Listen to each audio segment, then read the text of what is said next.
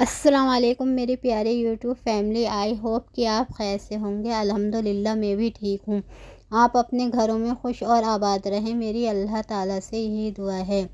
آج بھی میں اپنی بلاگ کا آغاز مارننگ سے کر رہی ہوں۔ میں نے ناشتہ کر لیا تھا اور بچے بھی اسکول جا چکے تھے۔ اس کے بعد میں لحاظ بستر سمیٹ رہی تھی۔ ٹھنڈ میں ویسے بھی لحاظ بستروں کا کام بہت زیادہ ہو جاتا ہے، جس میں ہمیں گرمیوں کی بجائے بہت زیادہ ٹائم لگتا ہے گھر کی صفائی کرنے میں، کیونکہ پھیلاوا اکثر جاڑوں میں بہت زیادہ ہوتا ہے کپڑوں کا اور لحاظ بستروں کا۔ اس کے بعد میں گھر کی تھوڑی بہت ڈیپ کلیننگ کروں گی۔ آج میں نے سوچا ہے کہ آج فریج کو صاف کر لیا جائے، کیونکہ سبھی گھروں میں رمضان کی تیاریاں شروع ہو گئی ہیں اور سبھی نے صفائیاں اور رمضان کی شروع کر دی ہے۔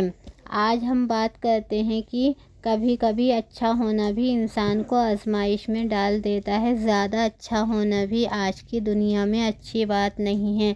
آپ نے کبھی غور کیا ہے اس سماج میں اچھی لڑکی ہونا اکثر ایک امتحان کیوں بن جاتا ہے؟ جو لڑکی خاموش رہتی ہے، جو صبر کرتی ہے، جو ہر رشتے کو بچانے کی کوشش کرتی ہے، جو اپنی تکلیفیں چھپا کر مسکرا دیتی ہے، اسی لڑکی کو سب سے زیادہ آزمایا جاتا ہے، اسی کو رلایا جاتا ہے۔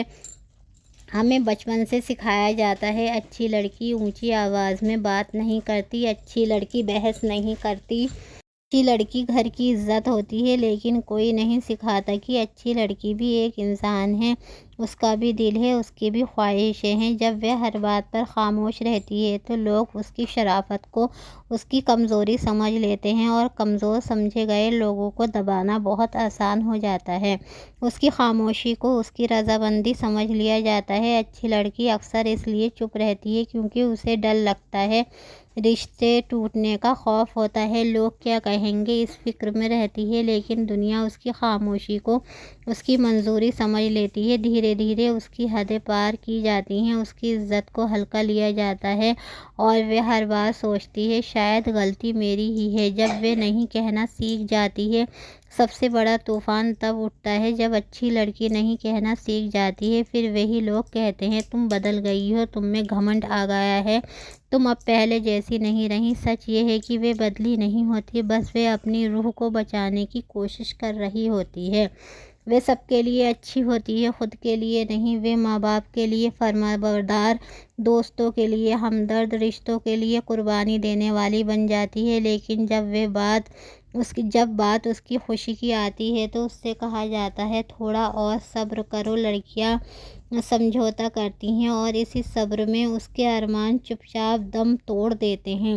سماج کو سیدھی لڑکی چاہیے، مضبوط نہیں۔ اس سماج کو سوال پوچھنے والی لڑکی نہیں چاہیے، اسے اپنے حق کے لیے کھڑی ہونے والی لڑکی پسند نہیں۔ اسے چاہیے ایک ایسی لڑکی جو جھکی رہے، جو آواز نہ اٹھائے، جو ہر ظلم کو تقدیر سمجھ لے۔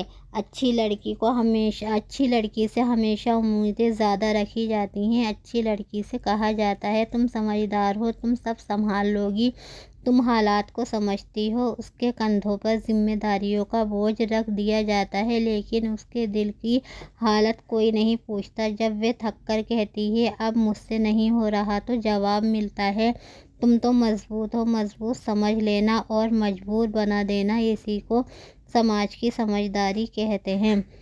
اس کی اچھائی کو اس کا فرض سمجھ لیا جاتا ہے۔ اچھی لڑکی جو کرتی ہے وہ احسان نہیں مانا جاتا، اسے اس کا فرض کہہ دیا جاتا ہے۔ وہ مدد کرے تو اس کا فرض، وہ چپ رہے تو اس کے سنسکار، وہ سہن کرے تو اس کی پرورش۔ لیکن جس دن وہ اپنے لیے کچھ مانگ لے اسی دن وہ خود غرض کہلانے لگتی ہے۔ جس کی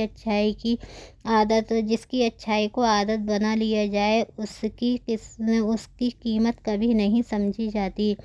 اگر آپ اچھی ہیں تو یہ آپ کی خوبصورتی ہے، لیکن اگر آپ ہر بار ٹوٹ کر بھی مسکرا رہی ہیں تو اب وقت ہے خود کے لیے کھڑی ہونے کا۔ اچھی لڑکی بنیے مگر مضبوط بھی بنیے۔ اپنی عزت کی حفاظت کرنا گناہ نہیں ہوتا، اور جو لوگ آپ کی شرافت کو آپ کی کمزوری سمجھتے ہیں انہیں یہ سمجھا دیجیے خاموشی ہمیشہ کمزوری نہیں ہوتی، کبھی کبھی وہ طوفان سے پہلے کی تیاری بھی ہوتی ہے۔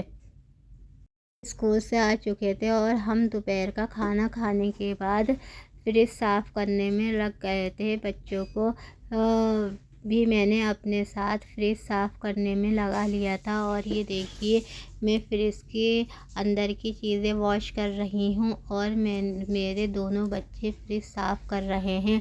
اب سب ہم رمضان کی تیاری میں لگے ہوئے ہیں، دھیرے دھیرے ہم تھوڑی رمضان کی تیاری کر رہے ہیں۔ اس کے بعد میں کل پورے گھر کی ڈیپ کلیننگ کروں گی، اور رمضانوں کی آمد ہے۔ رمضان بس آنے ہی والے ہیں۔ رمضان آنے سے پہلے بھی اچھی خاصی رونق ہو گئی ہے، کیونکہ میرے آس پاس بہت ساری بیکری ہیں اور بیکری پر بہت زیادہ رونق ہوتی ہے۔ میرے بچے رمضانوں میں بہت خوش ہوتے ہیں، انہیں رمضان بہت زیادہ پسند ہے۔ ہر مسلمان کو رمضان کے آنے کی بہت خوشی ہوتی ہے، اور یہ خوشی الگ ہی ہوتی ہے۔ اس کے بعد عید کی جو خوشی ہوتی ہے وہ بھی الگ ہی ہوتی ہے۔ آپ سب لوگ رمضان میں، اور میں بھی رمضان کے پورے روزے رکھ پاؤں، اس کے لیے اللہ سے دعا کیجیے۔ اللہ سب کو سبھی بیماریوں سے محفوظ رکھے۔ آپ میرے لیے دعا کریں، میں آپ کے لیے دعا گو ہوں۔ اسی کے ساتھ میں اپنے بلاگ کو ختم کرتی ہوں۔ اگلے بلاگ میں آپ کے سامنے پھر حاضر ہوں گی کسی نئے ٹاپک کے ساتھ۔ اللہ حافظ، فی امان اللہ۔